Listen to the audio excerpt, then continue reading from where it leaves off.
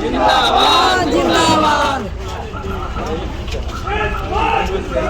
जिंदाबाद जिंदाबाद जिंदाबाद। आराम से उतरिए, आराम से बढ़ाइए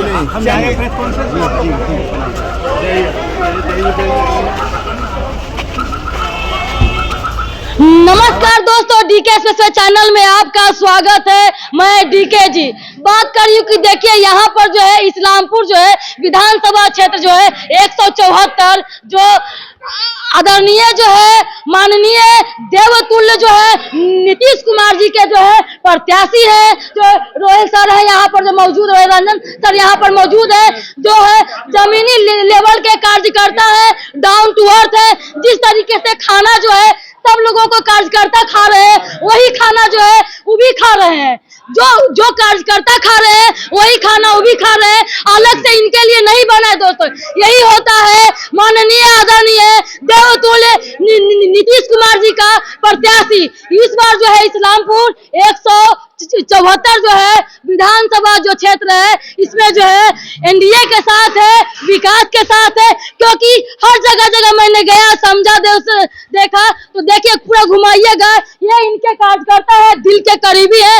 जो खाना जो है जो इन्होंने खा रहे हैं वही खाना कार्यकर्ता भी खा रहे हैं। यही फर्क पड़ता है और लोगों में, यही फर्क पड़ता है जीत दिलाने में, यही फर्क पड़ता है एक दूसरे के दिल को जो है जोड़ने में। ये देख लिया भी, उसके बाद हम जो है प्रत्याशी से बात करते हैं इन तमाम बातों को लेकर के। तो 5 साल जो है प्रत्याशी जो पहले रहे थे उसका क्या स्थिति रहा था, क्या व्यवस्था रहा था राजद के काल में, इन तमाम बातों को लेकर के उनसे हम बात करते हैं कि जीतेंगे तो क्या करेंगे, क्या व्यवस्था।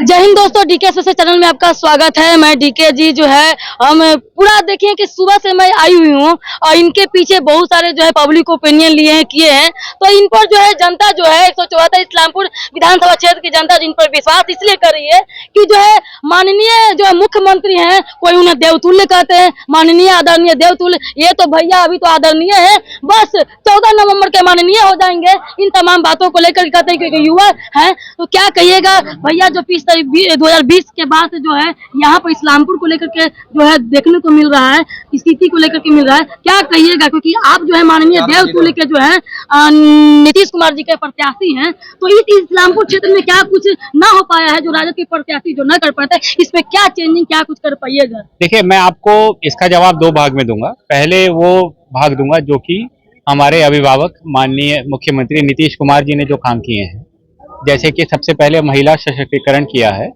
और महिलाओं को 50% आरक्षण दिया है मुखिया में, 35% आरक्षण दिया है सरकारी नौकरी में। अभी सारी महिला बहनों को 10-10 हज़ार रुपये दिए हैं अपना रोजगार चालू करने के लिए, और आगे जाकर के 2 लाख मिलेंगे। तो इससे महिला शक्तिवान हो जाएंगी, और महिला शक्तिवान रहेंगी तो समाज आगे बढ़ेगा। ये बहुत दूर की सोच है। इस सोच से अगले 10 साल के बाद आप देखिएगा बिहार उड़ान भर के बहुत आगे चला जाएगा। अभी लोगों को समझ में नहीं आ रहा है कि ये ऐसा क्यों किया गया। ऐसा इसलिए किया गया कि महिला शक्तिवान होंगी तो पूरे समाज को आगे लेके जाती हैं। उसके बाद अगर आप रोड की स्थिति देख लें, रोड एकदम चकाचक है, बिजली 24 घंटे रहती है, 125 यूनिट उसमें से फ्री है, सुरक्षा सबको अच्छी है, कोई दिक्कत नहीं है। महिलाएं भी रात को बेरोक टोक बेझिझक घूम सकती है। हमने तो इस बार दुर्गा पूजा में देखा भी कि रात को 2-2 बजे महिलाएं पंडाल से वापस जा रही थी और एक भी इंसिडेंट सुनने को ऊपर वाले की दया से नहीं मिला। ऐसा राम राज्य तो और कहीं पे नहीं है। इसका सारा श्रेय हमारे अभिभावक माननीय श्री नीतीश कुमार जी को जाता है। उन्होंने इतने काम किए हैं कि अगर हम उनका बोलने लगेंगे तो कल सुबह हो जाएगी और फिर भी हमारी चर्चा चलते रहेगी। अब मैं आपके दूसरे भाग का जवाब देता हूँ। दूसरे भाग में मैं कुछ सवाल पूछना चाह रहा था माननीय विधायक जी से, राकेश रोशन जी से, कि पहला कि उन्होंने 5 सालों में अपने फंड के साथ क्या किया, वो जरा सबको एक बार बता दें डिटेल में। और दूसरा, रात्रि प्रहरी के जो उन्होंने जो लगाने की जो बात करी थी उसमें उन्होंने क्या किया वो बता दें। जहां जहां वो चापाकल दिए हैं वो क्या स्कीम में क्या किया उन्होंने, जरा वो भी एक बार बता दें। अगर मैं उनकी भी चर्चा करने लगूंगा उल्टे कामों की तो कल नहीं परसों सुबह हो जाएगी और हम सब यहीं खड़े रहेंगे। इसलिए मैं हमारे जितने भी इस्लामपुर विधानसभा के परिवारजन हैं, मैं उनसे ये अपील करना चाहता हूं कि सोच समझकर वोट दें, ऐसे प्रत्याशी और पार्टी को वोट दें जो आपके दुख सुख में साथ हो, जो आपके बारे में सोचता हो, जो बिहार के बारे में सोचता हो और जो बिहार वासियों के बारे में सोचता हो। अपना वोट बिल्कुल भी बर्बाद ना करें, क्योंकि अगर आप एनडीए समर्थित जदयू प्रत्याशी को यानी मुझको आप अगर अधिक से अधिक मतों से जिताकर भेजिएगा तो मेरी आवाज में सदन में उतना ही बल रहेगा, मैं उतना ही आसानी से काम करा पाऊंगा। इसलिए मेरी आप सबसे विनती है कि एक भी वोट बर्बाद ना करें, सारा वोट जदयू यानी एनडीए को दें और भारी मतों से यहाँ पर माननीय अभिभावक श्री नीतीश कुमार जी के प्रत्याशी यानी मुझे रोहिल रंजन को 2 नंबर पे तीर छाप पे बटन दबाकर जिताएं। ये क्वेश्चन कि यहाँ पर बोले रात्रि प्रहरी के, जहाँ तक जो हम लड़ाई जो हुआ था तो रात्रि प्रहरी के दुगना सैलरी तो माननीय किए हैं। रात्रि प्रहरी का दुगना सैलरी तो माननीय किए हैं, रात्रि प्रहरी के बहाली में क्या हुआ है ये आप बाकी लोगों से बाद में पूछ लीजिएगा। मैं किसी के ऊपर शीशा लेकर करना नहीं चाहता, वो तो ये सब जानते हैं, जितने भी हमारे परिवारजन वोट दे रहे हैं वो सब जानते हैं, इसलिए मैं उसका डिटेल विवरण नहीं दूंगा, वो आप इन सबसे बाद में पूछ सकते हैं। क्या लगता है भैया जी की जो नालंदा जो है लोकसभा क्षेत्र में 7 गो विधानसभा है, तो 7 गो विधानसभा इस बार जो है माननीय के खाते में, जो नीतीश कुमार के खाते में 7 विधानसभा इस बार नालंदा की जो है वो सब एनडीए जीत रही है और जदयू और भाजपा 1 सीट लड़ रही है, जदयू तो 6 सीट लड़ रही है। वो 7 सीट जो है एनडीए जीत रही है और भारी मतों से 7 सीट जीत रही है। वो जानते हैं कि कोई अगर है जिसने बिहार और बिहार वासियों के लिए किया है, सोचा है, तो वो सिर्फ हमारे अभिभावक माननीय सीएम नीतीश कुमार जी ही हैं, जो कि बिहार वासियों के बारे में सोचते हैं। बाकी तो सब अपने बारे में सोचते हैं, वो बिहार वासियों के बारे में सोचते हैं, यही फर्क है। अच्छा, ये बात बताइए भैया कि ये जो तेजस्वी यादव जी कह रहे हैं कि हर परिवार को एक नौकरी देंगे, तो मतलब कि ये तेजस्वी यादव बन गए या तेजस्वी यादव, क्या लग रहा है?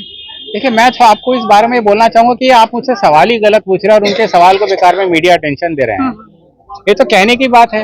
अरे उनको ये पूछिए कि अगर हर परिवार में एक आदमी को नौकरी देंगे तो मतलब कि 14 करोड़ की आबादी है, अगर आप 4 लोगों का एक परिवार मान लीजिए तो कितना हो गया, करीब 3 करोड़ के आसपास सरकारी नौकरी देंगे।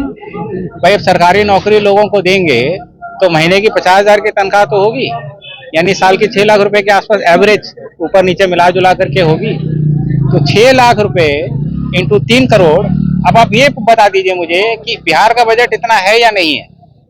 अगर वो मुझे इस सवाल का जवाब दे दें जो हमने अभी आपको गणित बताया है, तो मैं मान जाऊंगा कि वो जानकार हैं और उन्होंने जान करके ये बात करी है। ये तो कहने का जुमला है। अब अगर मान लीजिए ये कल को बोले हैं कि अगर सीएम बनेंगे बिहार के, हम हर बहन माता और हर भाई को एक नौकरी दे रहे हैं, तो आप क्या बोलेंगे उसको? गलत बोलेंगे। तो वही बात है, गलती है, गुमराह कर रहे हैं। तो एक भैया एक ट्रेंडिंग आ रहा है, ट्रेंड में है कि जैसे 10 में सर्वे किए तो 10 में से 4 जो कर रहे हैं कि वो तेजस्वी आया तब ये मतलब कि 20 साल बना हमें 17 महीना। ट्रेंड चल रहा है या गुमराह करने की कोशिश कर रहे हैं? देखिए, ये तो ऑनलाइन ये तो देखिए ऑनलाइन एक तरह से गुमराह कर रहे हैं लोग। तेजस्वी जी जो हैं वो तो उप मुख्यमंत्री थे, वो भी उस समय उप मुख्यमंत्री थे जिस समय ये काम हुआ भी नहीं। ये काम तो उनके सरकार में आने से पहले चल रहा था। कई नौकरियां ऐसी हैं जिसकी प्लानिंग 2010 में चालू हुई थी, तो 2010 में तो वो वोट देने लायक थे कि नहीं थे उसका वो जवाब दे दें। और दूसरी चीज ये है कि उनका उसमें कोई योगदान नहीं है। जो व्यक्ति हर परिवार में एक नौकरी दे रहे हैं इस बिहार के बजट में, उसको उनसे तो कुछ सवाल पूछना ही बेकार है। उनके किसी तथ्य का जवाब देना भी गलत है। तो क्या मेरा लास्ट क्वेश्चन है कि इन तमाम जो है 174 जो है इस्लामपुर विधानसभा क्षेत्र के लिए, इन तमाम माताएं बहनों के लिए क्या कुछ लास्ट में संदेश देना चाहते हैं? मैं सारी माताएं बहनें भाई बहन और खास करके युवाओं को ये संदेश देना चाहूंगा कि 6 नवंबर को 2 नंबर पे तीर छाप पे बटन दबाकर अपने युवा भाई को ज्यादा से ज्यादा मतों से जिताएं और अपना मत कहीं और दे करके बर्बाद ना करें, क्योंकि जितने अधिक मत से जिताइएगा उतनी आवाज मेरी बुलंद रहेगी और उतनी बातें मेरी लोग सुनेंगे वहां पे, और उतने ज्यादा काम मैं यहाँ करा सकूंगा। चलिए, बहुत बहुत धन्यवाद। भैया बात ये करें कि जैसे जिस तरीके से भैया ने बात की है, जिस तरीके से शालीनता से बात करें कि तमाम जो भी अब जो पहले के प्रत्याशी, जो राज्य के जो प्रत्याशी से इस तरीके से जो आप लोग के जुल्म हरकत, जो भी काम व्यवस्था को लेकर के नई व्यवस्था हो चुकी थी, लेकिन इनको जो है भारी मतों से क्रमांक संख्या 2 पर बटन दबा करके जो है अपना जो है मतदान जो है दे, उसके बाद जलपान करें। और जो अगर चाहते हैं कि नालंदा जो है जो लोकसभा में जो विधानसभा 174 पड़ता है, उससे सबसे ज्यादा जो है इनको करके नंबर से वोटों से जिताएं, ताकि वो अच्छे तरीके से मंत्री बने, तभी आप लोग के लिए और बेहतर और सुरक्षा और इस तरीके से जो हो सके।